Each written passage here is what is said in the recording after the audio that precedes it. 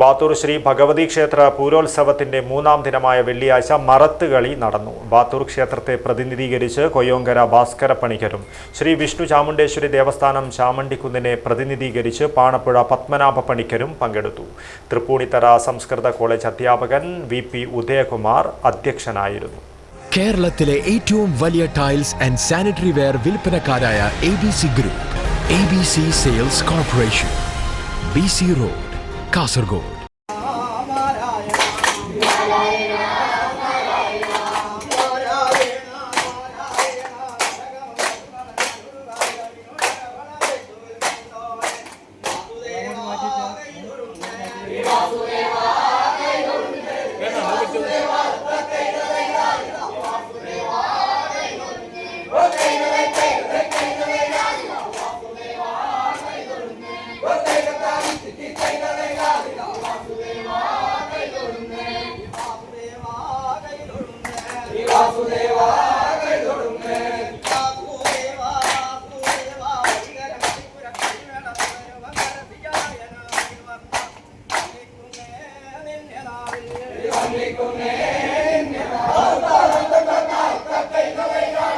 March 25-ന് ബാലൂർ ഭണ്ഡാര വീട്ടിൽ നിന്നും തെയ്യം വരവോടുകൂടിയാണ് ബാത്തൂർ ശ്രീ ഭഗവതി ക്ഷേത്രത്തിൽ പൂരോത്സവത്തിന് തുടക്കമായത്.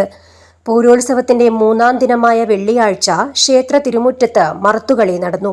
മുഖ്യരസികം കർണയുഗളം ശ്രോത്രയുഗളം അമുഞ്ചത്തുക്കൾ വിട്ടുപിരിയാത്തവ നവരസാസ്വാദ തരളങ്ങൾ നവരസാസ്വാദത്തിങ്ക തരളങ്ങൾ നവരസാസ്വാദം നവരസത്തിന്റെ ആസ്വാദം നവരസം 9 രസം ആസ്വാദം ആസ്വാദനം തരളങ്ങൾ താൽപര്യങ്ങൾ കടാക്ഷം വ്യാക്ഷേപഭ്രവരകളഭം. ബാത്തൂർ ക്ഷേത്രത്തെ പ്രതിനിധീകരിച്ച് കൊയ്യോങ്കര ഭാസ്കര പണിക്കരും ശ്രീ വിഷ്ണു ചാമുണ്ടേശ്വരി ദേവസ്ഥാനം ചാമുണ്ടിക്കുന്നിനെ പ്രതിനിധീകരിച്ച് പാണപ്പുഴ പത്മനാഭ പണിക്കരും പങ്കെടുത്തു. തൃപ്പൂണിത്തുറ സംസ്കൃത കോളേജ് അധ്യാപകൻ VP ഉദയകുമാർ അധ്യക്ഷനായിരുന്നു.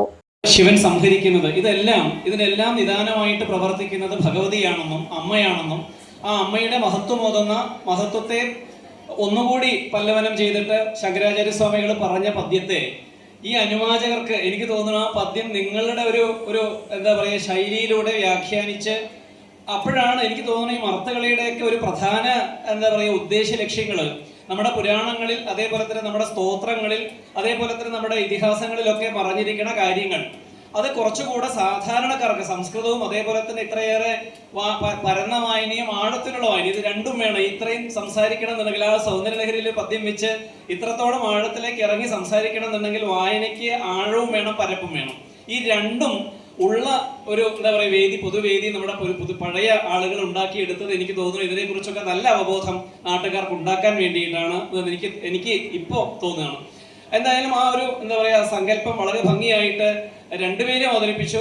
മർത്തകളിയുടെ ഒരു ഭംഗി എന്ന് പറയുന്നത് ഒരാളൊരു പദ്യം ചൊല്ലിയിൽ അതിനനുസരിച്ച് തൻ്റെയും മോശമല്ല, അതായത് ഒരാൾ അധ്യാത്മരാമായണത്തിലെ പദ്യം ചൊല്ലണമെന്നും അതേ ആശയത്തെ പ്രതിപാദിക്കുന്ന അധ്യാത്മരാമായണത്തിൽ എഴുത്തച്ഛൻ പറഞ്ഞ പദ്യങ്ങൾ അതേ വാശിയോടെ ചൊല്ലണം. ഇങ്ങനെ പരസ്പര പൂരകമായിട്ട് എന്താ പറയുക തുടക്കത്തിൽ കുറച്ചൊക്കെ നല്ല വാശിയും വീറൊക്കെ ഉണ്ടായെങ്കിലും ഇപ്പോൾ നല്ല പരസ്പര പൂരകമായിട്ട് അങ്ങോട്ടും ഇങ്ങോട്ടും കോംപ്ലിമെന്റ് ചെയ്ത് മർത്തകളെ അതിൻ്റെതായ ഒരു സൗന്ദര്യത്തിൽ നിറഞ്ഞാടുന്ന ഒരു വേളയാണതെന്ന് എനിക്ക് തോന്നുന്നു. എന്തായാലും വളരെ സന്തോഷമുണ്ട്. മാർച്ച് 31-ന് പൂരക്കടവിലേക്കുള്ള എഴുന്നള്ളത്ത് തിരിച്ചു വന്നതിന് ശേഷം ബാത്തൂർ ശ്രീ ഭഗവതി ക്ഷേത്രത്തിൽ പൂരംകുളി ചടങ്ങ് നടക്കും. തുടർന്ന് വിവിധ കലാപരിപാടികളും അരങ്ങേറും. ഏപ്രിൽ 1-ന് വിഷ്ണുമൂർത്തി ചാമുണ്ടി തെയ്യങ്ങളുടെ പുറപ്പാടുണ്ടാകും. തുടർന്ന് ബാലൂർ ഭണ്ഡാര വീട്ടിലേക്ക് തെയ്യത്തിന്റെ തിരിച്ചെഴുന്നള്ളത്തോടുകൂടി പൂരോത്സവത്തിന് സമാപനമാകും. News bureau, Kanhangad.